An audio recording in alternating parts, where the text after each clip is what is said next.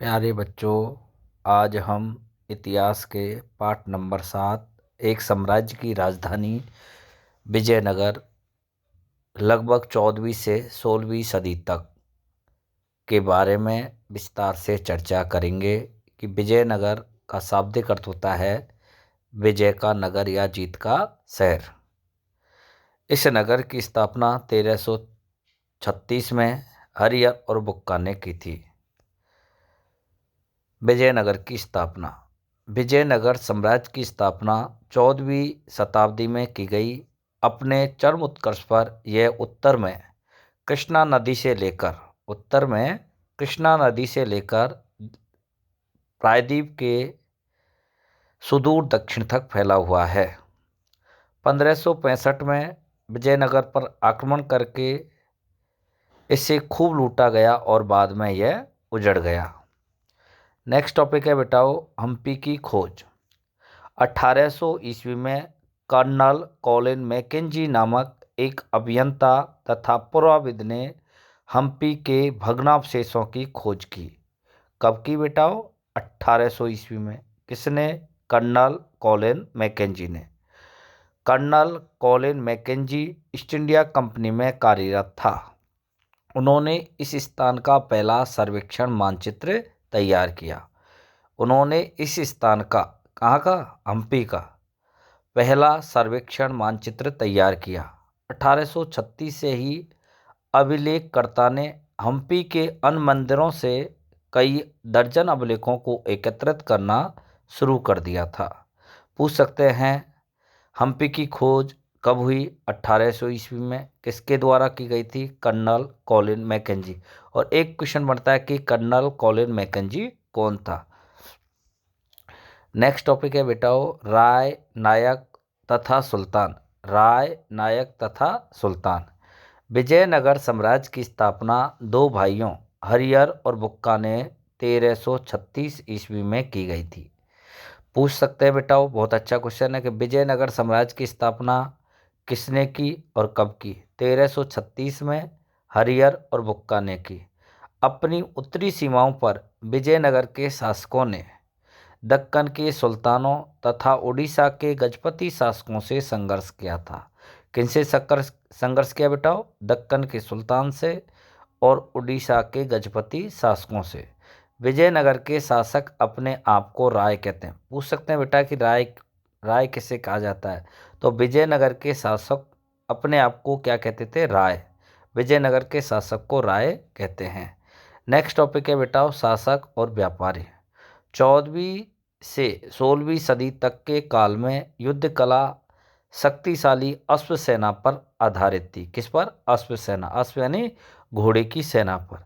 इसलिए प्रतिस्पर्धी राज्यों के लिए अरब तथा मध्य एशिया से घोड़ों का आयात बहुत महत्वपूर्ण था। यानी घोड़े कहाँ से आयात किए जाते थे? अरब और मध्य एशिया से। यह व्यापार प्रारंभ में अरब व्यापारियों द्वारा नियंत्रित था। व्यापारियों के स्थानीय समूह भी इन विनिमयों में भाग लेते थे। 1498 में पुर्तगाली भी व्यापारिक और सैनिक केंद्र स्थापित करने का प्रयास करने लगे। पुर्तगाली कब करने लगे थे? 1498 में। तत्कालीन राजनीति में पुर्तगाली का भी एक महत्वपूर्ण शक्ति बनकर उभरे। विजयनगर मसालों, वस्त्र, रत्नों अपने बाजारों के लिए प्रसिद्ध था। किसके लिए प्रसिद्ध था? मसालों के लिए, वस्त्रों के लिए और रत्न। यहाँ की समृद्ध जनता रत्नों, आभूषण आदि महंगी विदेशी वस्तुओं की मांग करती थी। नेक्स्ट टॉपिक है विजयनगर के शासक। विजयनगर साम्राज्य का पहला राजवंश संगम राजवंश कहलाता है। संगम राजवंश का शासनकाल था 1336 से लेकर 1485 तक इन्होंने शासन किया। दूसरा नंबर का है सुलूभ। सुलूभों ने संगम राजवंश को उखाड़ फेंका। ये सैनिक कमांडर थे। इन्होंने 1485 से लेकर 1503 ईस्वी तक शासन किया था। सुलूभों का शासन था 1485 से लेकर 1503 ईस्वी तक। इसके बाद आए थे तुलुब राजवंश का शासन। किसका? तुलुब राजवंश का 1503 से 1542 था। कृष्णदेवराय तुलुब वंश का सबसे शक्तिशाली शासक था। पूछ सकते हैं बेटा, वेरी वेरी इंपॉर्टेंट क्वेश्चन है कि कृष्णदेवराय किस वंश का शासक था? तो था तुलुब। तुलुब किस वंश का था? तुलुब वंश का। कृष्णदेवराय का शासनकाल था 1509 से 1529। 1509 से 1529। कृष्णदेवराय की उपलब्धि पर एक बड़ा क्वेश्चन आ सकता है बेटा, बहुत ही इंपॉर्टेंट है। आप बड़े ध्यान से ही इसको पढ़ेंगे और सुनेंगे।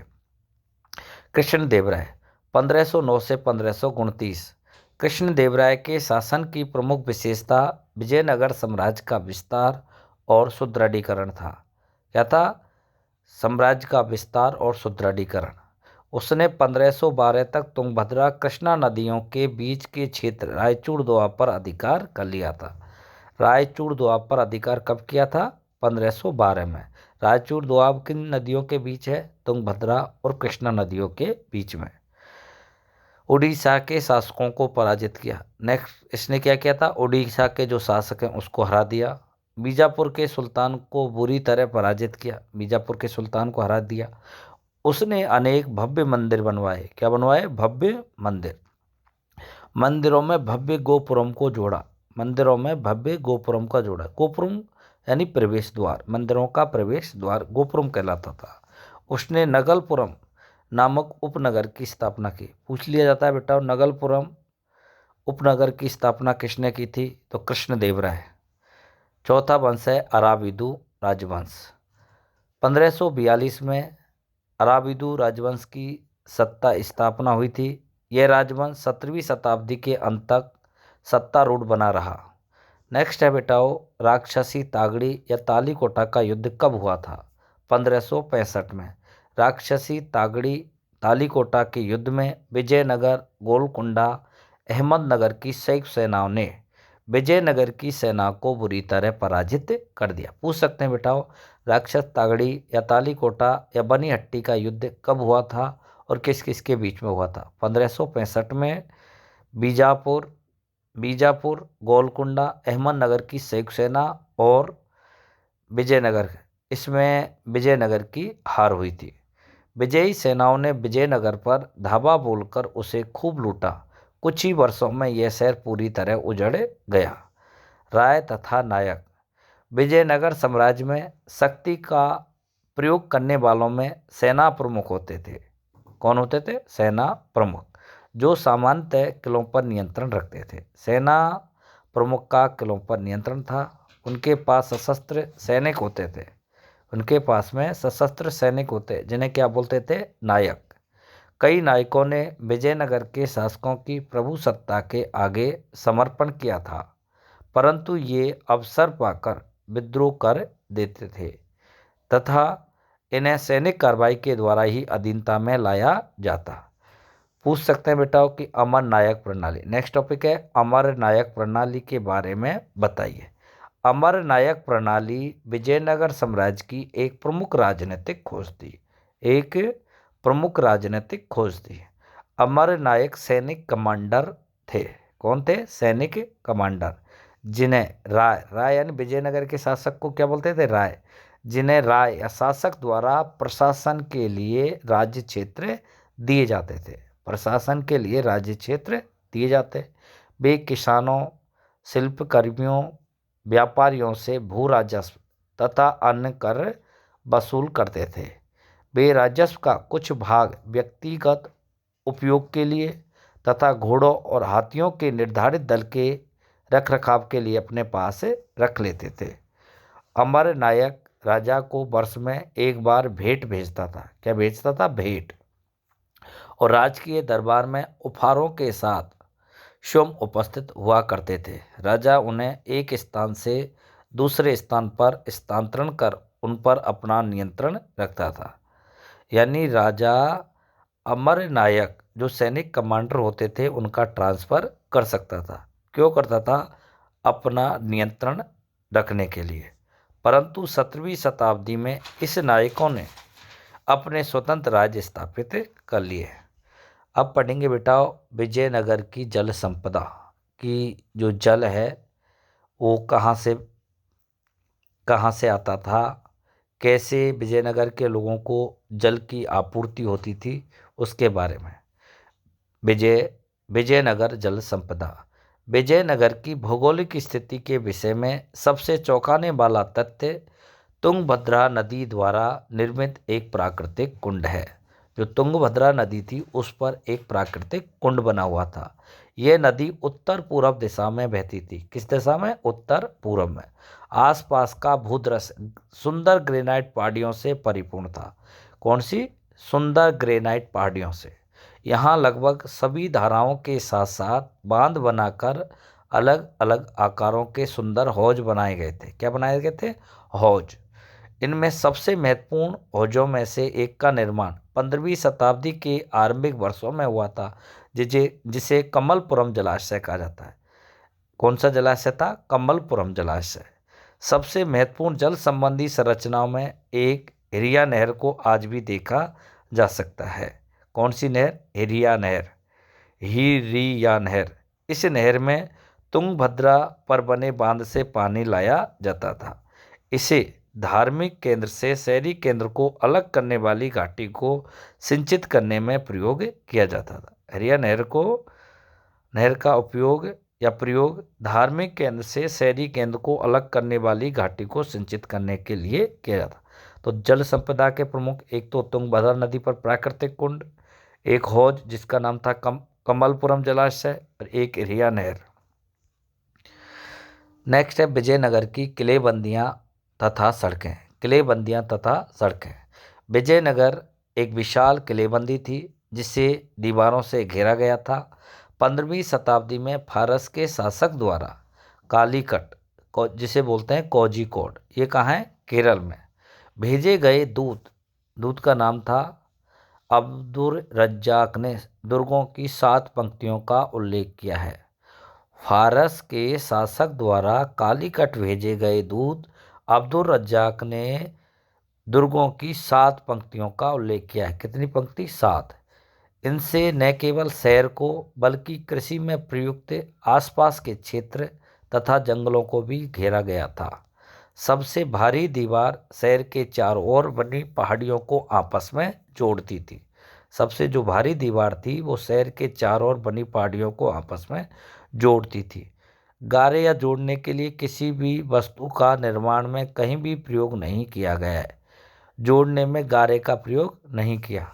इस किलेबंदी की सबसे महत्वपूर्ण बात यह है कि इससे खेतों को भी घेरा गया है। किसको घेरा गया है? खेतों को, यानी खेतों के चारों ओर दीवार थी। अब्दुल रज्जाक के अनुसार पहली, दूसरी और तीसरी दीवारों के बीच जुते हुए खेत, बगीचे और आवास हैं। क्या है? जुते हुए खेत, बगीचे और आवास। दूसरे किलेबंदी नगरीय केंद्र के आंतरिक भाग के चारों ओर बनी हुई थी। किसके? नगरीय केंद्र के आंतरिक भाग के चारों ओर। तीसरी किलेबंदी से शासकीय केंद्र को घेरा गया। तीसरी से किसको घेरा था? शासकीय केंद्र को, जिसमें महत्वपूर्ण इमारतों के प्रत्येक समूह को ऊंची दीवारों से घेरा गया था। सुरक्षित प्रवेश द्वार। दुर्ग में प्रवेश के लिए अच्छी तरह सुरक्षित प्रवेश द्वार थे जो शहर को मुख्य सड़कों से जोड़ते थे। जो शहर को मुख्य सड़कों से जोड़ते थे। क्या? सुरक्षित प्रवेश द्वार। प्रवेश द्वार विशिष्ट स्थापित के नमूने थे। प्रवेश द्वार पर बनी मेहराब और साथ ही द्वार के ऊपर बनी गुम्बद तुर्की सुल्तानों द्वारा परिवर्तित स्थापित के प्रमुख तत्व माने जाते हैं। प्रवेश द्वार पर बनी मेहराब, साथ ही दुर्ग के ऊपर बनी गुम्बद तुर्की सुल्तानों, यानी मेहराब और गुम्बद का निर्माण किसने करवाया था? तुर्की सुल्तानों ने। इस कला को इतिहासकार इंडो इस्लामिक या हिंद इस्लामिक कहते हैं। कला इतिहासकार इस शैली को इंडो इस्लामिक या हिंद इस्लामी कहते हैं क्योंकि इसका विकास विभिन्न क्षेत्रों की स्थानीय स्थापित की परंपराओं के साथ संपर्क से हुआ था। नेक्स्ट टॉपिक है बेटाओ सड़कें। सड़कें सामान्यतः पहाड़ी भूभाग से बचकर घाटियों से होकर ही इधर उधर घूमती थी। सबसे महत्वपूर्ण सड़कों में से कई मंदिर के प्रवेश द्वारों से आगे बढ़ी हुई थी। इनके दोनों ओर बाजार थे। नेक्स्ट है बेटा टॉपिक शहरी केंद्र। पुरातत्वविदों ने कुछ स्थानों में परिष्कृत चीनी मिट्टी पाई है। क्या है? परिष्कृत चीनी मिट्टी। उनका यह सुझाव है कि संभव है कि इन स्थानों में धनी व्यापारी रहते होंगे। कौन लोग? धनी व्यापारी। यह मुस्लिम रिहायशी मोहल्ला भी था जहां स्थित मकबरों तथा मस्जिदों के विशिष्ट कार्य हैं। फिर भी उनका स्थापित हम्पी में मिले मंदिरों के मंडपों के स्थापित से मिलता जुलता है। क्षेत्र सर्वेक्षण संकेत करते हैं कि संपूर्ण क्षेत्र में बहुत से पूजा स्थल, छोटे मंदिर थे जो विभिन्न प्रकार के संप्रदायों के प्रचलन की ओर संकेत करते हैं। कुएं, बरसात के पानी वाले जलाशय, मंदिरों के जलाशय संभवतः सामान्य नगरवासियों के पानी के स्रोत का कार्य करते थे। नेक्स्ट टॉपिक है बेटाओ राजकीय केंद्र। राजकीय केंद्र बस्ती के दक्षिण पश्चिम भाग में स्थित था। बस्ती के किस भाग में था? दक्षिण पश्चिम भाग में राजकीय केंद्र। इस केंद्र में 60 से भी अधिक मंदिर मिले। कितने? 60 से भी अधिक मंदिर।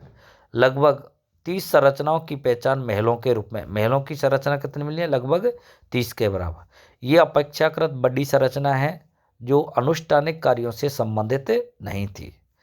नेक्स्ट टॉपिक है बेटा महानवी डिब्बा। महानवी डिब्बा अच्छा क्वेश्चन है। राजा का भवन नामक संरचना अंत क्षेत्र में सबसे विशाल है। इसके 2 प्रभावशाली मंच हैं जिन्हें सामान्यतः सभा मंडप या महानवी डिब्बा कहा जाता है। 2 प्रभावशाली मंच थे, एक का नाम है सभा मंडप और दूसरे का नाम है महानवमी डिब्बा। सभा मंडप एक ऊंचा मंच है, जिसमें पास तथा निश्चित दूरी पर लकड़ी के स्तंभों के लिए छेद बने हुए हैं।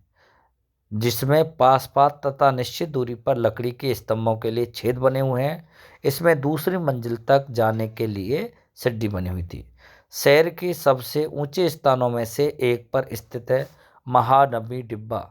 एक विशालकाय मंच है जो लगभग 11,000 वर्ग फुट के आधार से 40 फीट की ऊंचाई तक जाता है। कहाँ तक? 11,000 वर्ग फीट के आधार से। आधार कितना है? 11,000 वर्ग फीट। और ऊंचाई कहाँ तक है? 40 फीट। साक्ष्यों से पता चलता है कि इस पर लकड़ी की एक संरचना बनी है। किसकी? लकड़ी की। इस संरचना से जुड़े अनुष्ठान संभवतः सितंबर और अक्टूबर के महीनों में मनाए जाने वाले 10 दिन के हिंदू त्योहार जैसे दशहरा, दुर्गा पूजा, नवरात्रि या महानवमी आदि के अवसर पर निष्पादित किए जाते हैं। इस अवसर पर विजयनगर के शासक अपनी शक्ति, प्रभाव, अधिराज का प्रदर्शन करते थे। किसका? शक्ति का, प्रभाव का और अधिराज का। नेक्स्ट टॉपिक है बेटा लोटस या कमल महल। लोटस या कमल महल राजकीय केंद्र के सबसे सुंदर भवनों में कौन सा है? लोटस या कमल महल है। इसका नामकरण 19वीं शताब्दी के अंग्रेज यात्रियों ने किया था। नामकरण किसने किया था और कब किया? अंग्रेज यात्रियों ने 19वीं शताब्दी में। मैकेंजी के अनुसार यह भवन परिषदीय सदन है। मैकेंजी कह रहा है कि जो लोटस महल है वो एक परिषदीय सदन है जहां राजा अपने परामर्शदाताओं से मिलता था। यानी जो सलाहकार थे उनसे मिलता था सलाह लेने के लिए।